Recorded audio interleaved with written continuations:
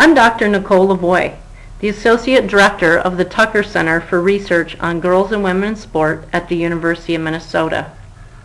In this video, I am going to highlight some of our key accomplishments and unveil some of our new initiatives that will honor our 20th anniversary legacy and continue to position us as a leader in the study of girls and women in sport. I will start with a series of timeline slides.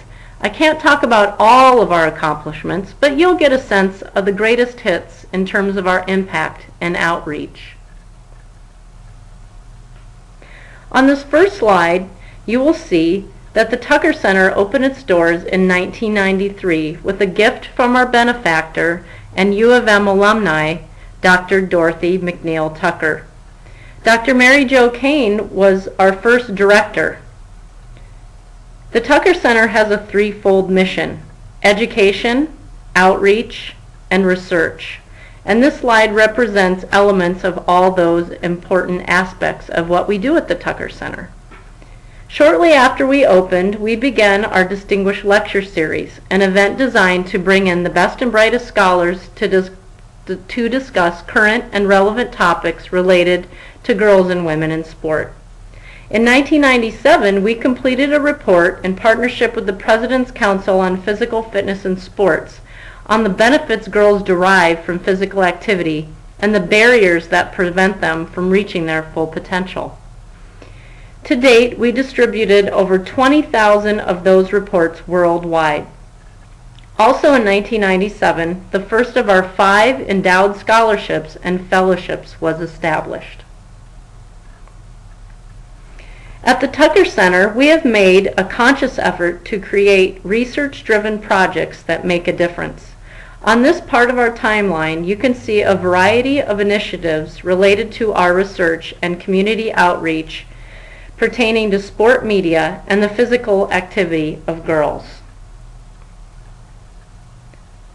In 2004, the Muellers continued their generous support by establishing a second endowed graduate fund. In 2005, I was hired and began immediately working on the 10-year update of our popular 1997 research report with my co-authors. This report was and continues to be widely distributed free of charge via digital downloads and print copies. In the last 5 years, we have expanded educational opportunities and fellowships for undergraduate and graduate students, and to date have mentored 12 summer interns, including 4 McNair Scholars. The McNair program is designed to help first-generation college students apply for and succeed in graduate school. Many of our former interns are now in doctoral programs across the country in various disciplines. 2011 was a very busy year as we hosted an international conference with over 150 gender scholars and worked with Twin Cities Public Television to produce a first-of-its-kind and Emmy-nominated documentary on the impact of concussions on female athletes. We have distributed over 800 DVDs, and it has been watched online over 3,500 times on our website and is aired on TPT over 40 times. Another significant achievement in 2011 was the beginning of the Tucker Center Film Festival. Its purpose is to highlight females in sport films due to the fact we rarely see female athletes in mainstream media or on the big screen. Each year we have enjoyed sold-out audiences. Our 2014 film festival will feature films about 2 legendary female coaches, Pat Summitt and Vivian Stringer. These films are provided in partnership with ESPN and the ESPNW 9 for 9 series. 2012 marked the 40th anniversary of Title IX, and we were asked to speak at a variety of conferences and institutions around the world about this important law and its impact on girls and women. During this time, we also expanded our cutting-edge research on females in positions of power in sport, particularly related to coaches, and media portrayals of female athletes.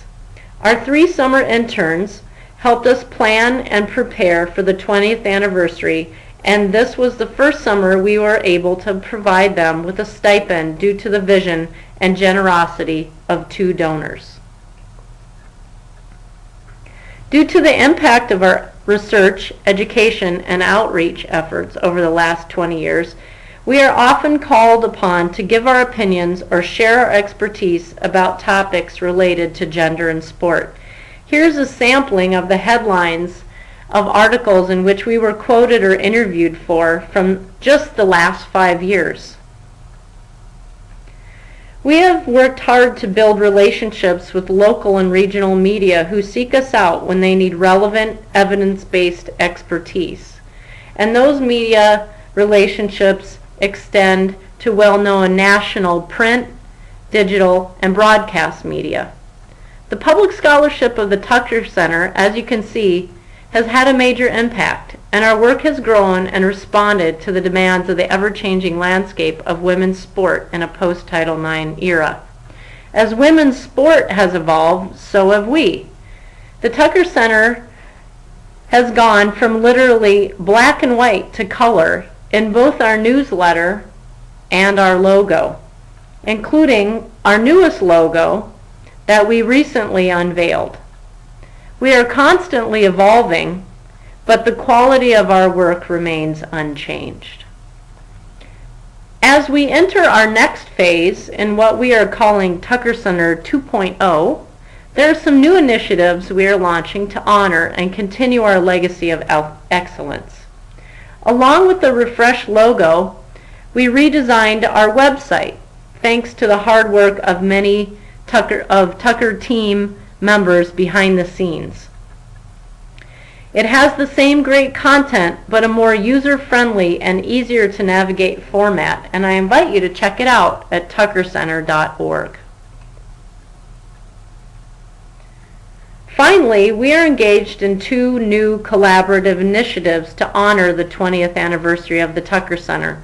The first is the production of a second video project with Twin Cities Public Television about the media coverage, or should I say the lack of media coverage, of female athletes. Today, nearly 40% of all athletes are female, but female athletes receive a mere 2 to 4% of media coverage, and this documentary aims at raising awareness about this important issue.